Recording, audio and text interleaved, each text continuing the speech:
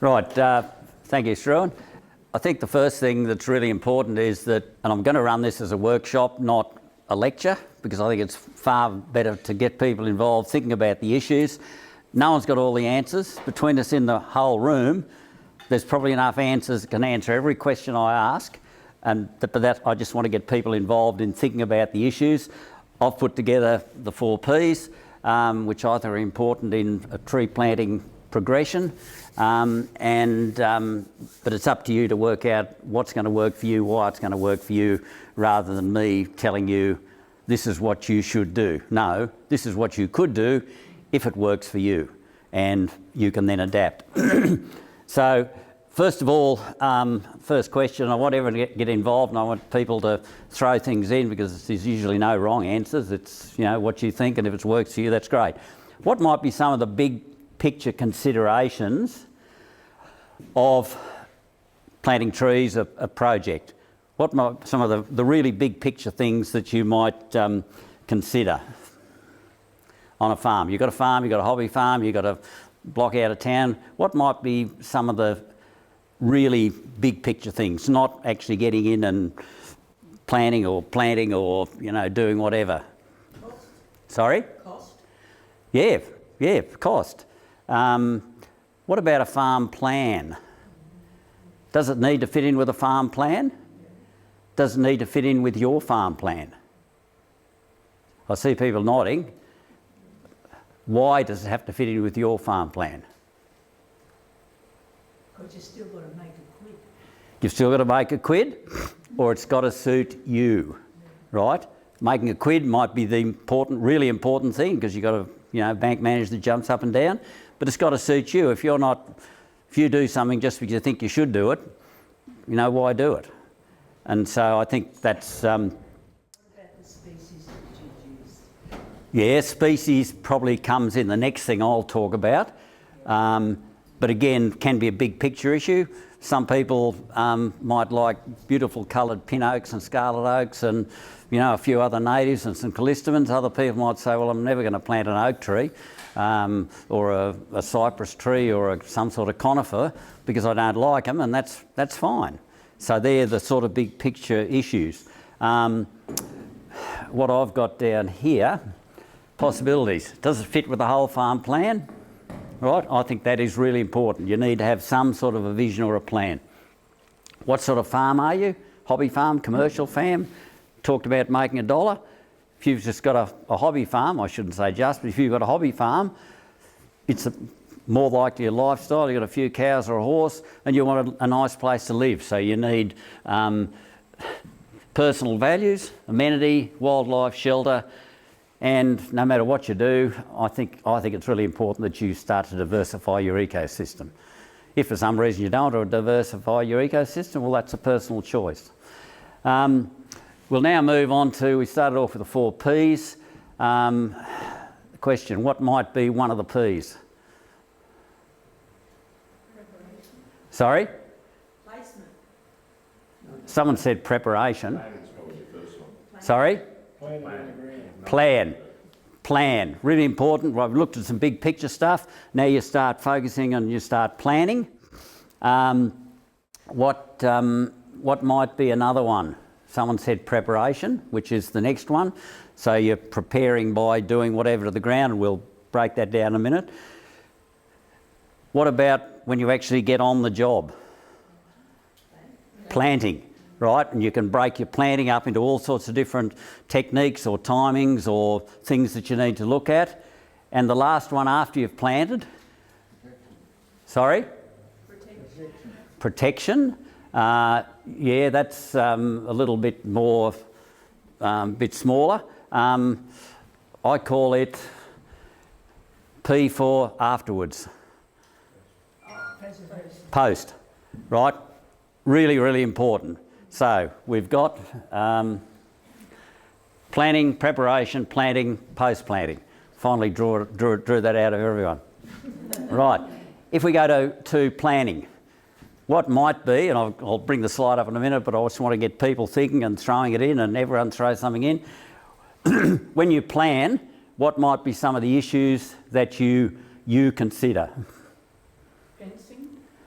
Yes, fencing. How are you going to do the fencing? Really important, right? Who's going to do the fencing for you? Where are you going to plant? Where are you going to plant? Proximity to your assets. Yes. Yeah, you might want a shelter around your house as the first thing, as a priority.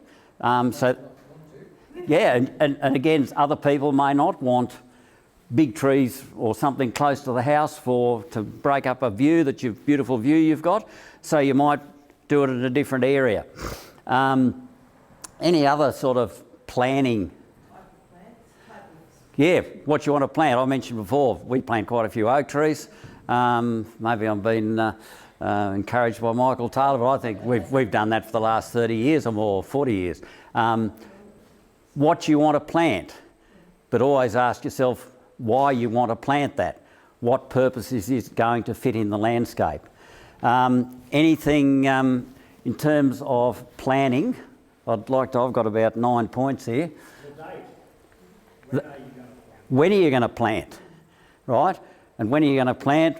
Everything's got to revolve around that with fencing and getting trees there, all the rest of it. Anything else? Density, spacing. Planning, the spacing. The spacing of your trees, all part of planting. If you want to go to a lot of shrubs and close spacing, you may need to look at ordering more trees. All part of planning. What else have I... Sorry? Shelter belt. Yep, planning. Is it a shelter belt? Is it a amenity? Is it there to look nice? All part of that. The animals, shelter belt for the animals. Yep, shelter belt for animals. Windbreak. Yep. What is the design of your planting to suit a specific purpose? Not for me, for you. Yep. People to assist with the planting. Yep, really important. It's all very well to have a great vision, and I know of one case I went and had a look at one day, and they had this vision of planting 5,000 trees and 4 kilometres of fencing, and all of a sudden they realised that they were sort of behind the 8 ball, and they'd got some funding for it, and they were sort of playing catch up and trying to work out how they were going to actually complete this under a contract they'd signed. So really, really important. Anything else anyone wants to throw in quickly? Yes. Connectivity between the groups. Yeah, planning, connectivity. Where do you start your planting to create connectivity? Which I think is really important, and I hope most people do think it's really important. So where are you going to start planting? How can you create connectivity? So some slope aspect, soil type, elevation changes within a site. You may have a site coming down a ridge, and halfway down the ridge you get a little flat spot, and then it keeps going. And I can show you photos I haven't got here today of where that bit of a flat spot is. In the initial stages, trees were this high, hit the flat spot, trees were this high, because a little bit of frost, a bit of shallower soil, and then when it went off onto the really rocky end, the trees started growing again. So you need to consider those sort of things. How are you going to fund it? Yes. Preparation and also aftercare. Yep, yeah, well that'll come into the post-planting. Oh, sorry. No, you're right, you're right. How, when, why, what and where. How, when, why, what and where. Comes back to Richard's comment, when are you going to plant? That's just one of the W's. Fencing, people talked about fencing. How do we get that done? What is appropriate fencing? Order 8 to 12 months before. You can't expect to go to the nursery and say, I want 4,000 trees, and they say, well, they're all ordered. We can't give you any for another 8 months. So all of a sudden, all your great plans, because you missed out one thing. If you need seed, collect it yourself well ahead or get some. Have you got any flexibility? Have you got any flexibility? Prioritising projects, right? What is more important for you, not what a consultant or me or someone else tells you. What's important for you to prioritise? Budgets, value for money, returns.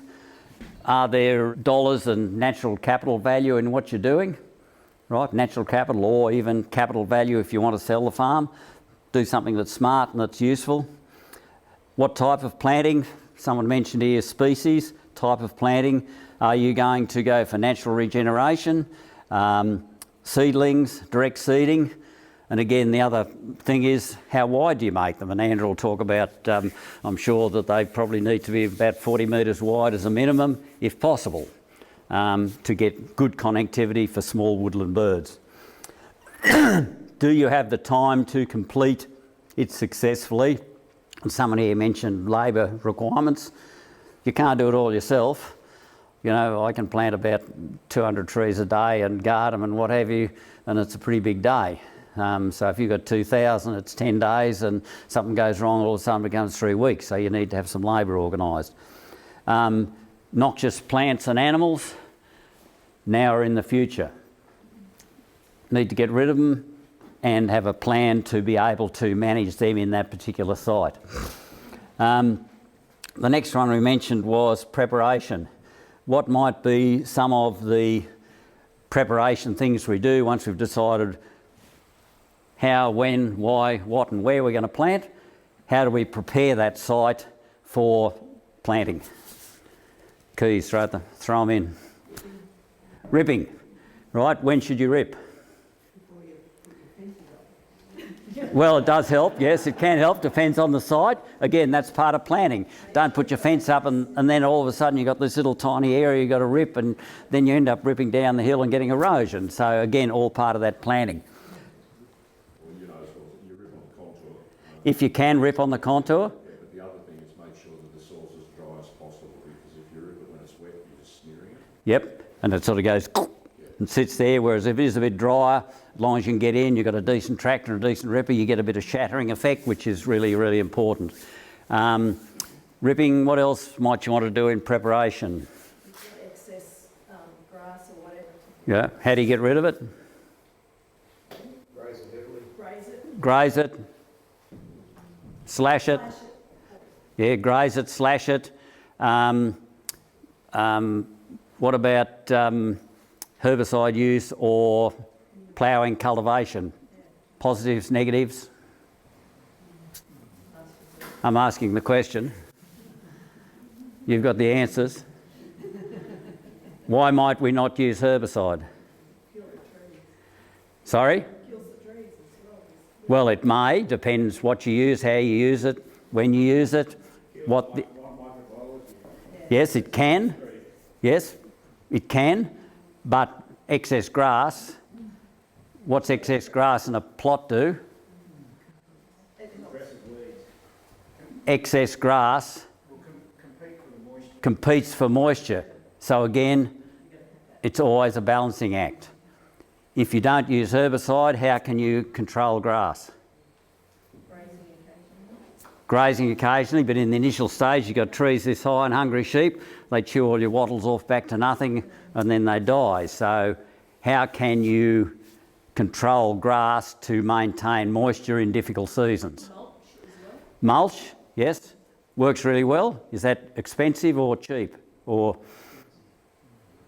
labour intensive, expensive to get hold of generally, so it's a big cost per tree. So again, you've got to balance up what you think might work. Where are we up to? Preparation. Anyone ever use any gypsum for preparation? Yes? Why did you? Very good. Breaks the soil up, you know, Yep, those clay soils. yep. Instead of them just cracking, if you get enough in there, it tends to flocculate the particles and make it softer, better crumb structure. Does work fairly well. What's his name? Lynn from Glennis used quite a bit on some heavy soils 20, 30 years ago and found it very useful. Yep, righto, no worries. Pests, weeds, I'll just go on to this one. Preparation, ripping, why? Weed control, rates, timings, which chemical, cultivating or mounting as an alternate, possible erosion potential if you don't do on the contour, gypsum, fencing done on time, pests, weeds, check your order, collect fresh seed. Right, planting. What are some of the key things to do when you actually plant? When you're actually putting trees in the ground, what's really important? Timing. Sorry? Yes, the time you plant, right? Comes back to that how, when, where, why. Yes. Water it in, Yes. water it in a protective, like a milk carton, something like that. Yes. Some form of protection, normally useful. Some people don't use it, but I think it is important to use milk cartons or something. It also helps you identify if you get a little bit late back to do the work. Watering on day one. Anything else? Manual weed control or mulch. Expensive, but maybe an option, particularly smaller numbers. Feral animals. Whoops, gone one bit too far here. Planting. You can use hycos, open rooted, other type of pots. Seeding, timing of plantings, watering on day one. Really important point. Unless it's raining, watering on day one. What's your labour? Guards and mulch, people mentioned that. Site-specific species across the site. Even within the site, you might like box trees and angophoras, but if they're not going to grow on the site, you might as well not plant them. You plant something that will actually grow. Row spacing, Gary mentioned that up the back. Why don't we plant, or shouldn't we plant directly into a rip line? Yes, air pockets. The roots go straight down instead of getting some strength by spreading them. Straight down, hit the bottom of the rip. First big wind and wet weather. I always plant about 200 metres off the rip line. Post-planting, what's really important after you've planted the trees? If it's dry, people add water. Water. How do you create, how do you have moisture in the ground if you don't water? Mulch. Mulch. Keep the competition down by using Roundup or cleaning the soil. Yeah, mulch, Roundup, whatever you want to use. If you keep the moisture down, I know of a heard of a case the other day. They planted 2,500 trees about 12 months or so ago. Basically have lost a lot. They didn't want to use chemical, they didn't use mulch, all done with grow tubes and everything. 2,500 trees all down the tube because the grass is this high because of the spring and the early summer. Wiped out. I think they also planted in the rip line, but anyway. So, myriad of problems. Follow-up weed or grass control, however you do it, it's up to you. Watering, as far as I'm concerned, a couple of light follow-ups with some herbicide, and I can show you a thing here in a minute if Struan doesn't cut me off. Manual weed control or mulch, feral animals, how and when you might introduce livestock. We use a modified Chatfield tree planter to direct seed. Scalps a piece of ground, you'll see something drops the seed in behind the rip line, harrows it in. That's a riparian project. This was an old photo from 1960, an old gully in some sodded country. 1980 we put a dam in, put some blocks in the gully. That wasn't really working, so we fenced it, planted it. Reed bed just developed naturally, big log in the front there, and that's what you can do, but it takes time. This is a eucalyptus radiata ridgeline, quite degraded, direct seeded, and that was, see the dates there, planted in 2016, and you can see the understories developed there in 2018. This was planted late August 18, right, coming into a pretty dry time. That photo was April 19 when the drought was really starting to bite, hadn't really bitten. You can see we've got reasonable weed control. We actually used a residual herbicide as well as Roundup prior to planting. I spot sprayed twice around all those plants. They were watered in on day one. They were watered once after. There was about 60 metres of one row that was not re-watered, and there was absolutely no difference in it. All to do with weed control. And that was an 8-month-old silver wattle in that plot that was watered on day one and watered once only. That is the plot now looking from the other way. That was in 21. This is direct seeding along the edge, other trees and behind. That was only taken a little while ago.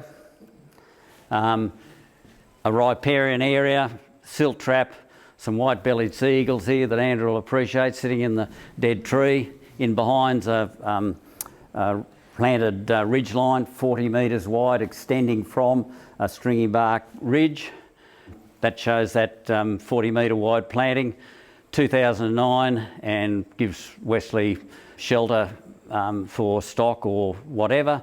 And that was in August in 19, coming into the worst of the drought. Have some form of plan or map, really important. That was a 16 aerial photo. You can see that there's native trees, exotic trees, more exotics through the centre of the farm where a lot of the natives were lost, and that's the granite country. That was an 18 direct seeding.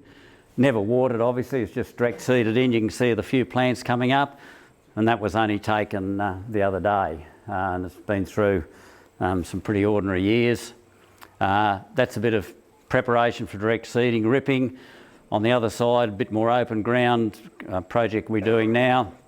That I sprayed that with Roundup the other day. There's moisture starting to build up in those rip lines. If you can see here, you've got a rip line. I just scraped the dry soil off the top. You can see the moisture starting to build up underneath. We have had a pretty reasonable autumn, but I would always plant. I would never plant here. I would plant about 150 to 200 off the rip line. Roots can go into the rip line, but also go into hopefully shattered soil. That's a drone photo that Michael Taylor took in November 21. The big thing, it takes time. That is part of the farm. It's taken us 40 years to achieve that, so I don't think you can do it overnight unless you've got a big money tree somewhere.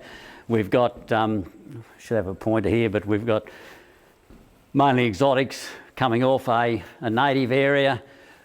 This here runs through from here, through here, and then down onto our dam, across another ridge line, extensions off it, here, a fill-in piece there, and joins into stringy bark ridge line that's been direct seeded. The plan was to try and get connectivity through the whole place, and we now have, apart from pieces off it, about 5 kilometres from there, right through here, through here, through here, to the other boundary. And it's all a minimum of about 40 metres wide, up to 100 metres wide. Anyway, I'm way over time, so hopefully, thank you very much for listening. Hope you got some ideas and also thought about it yourself, but that's really important.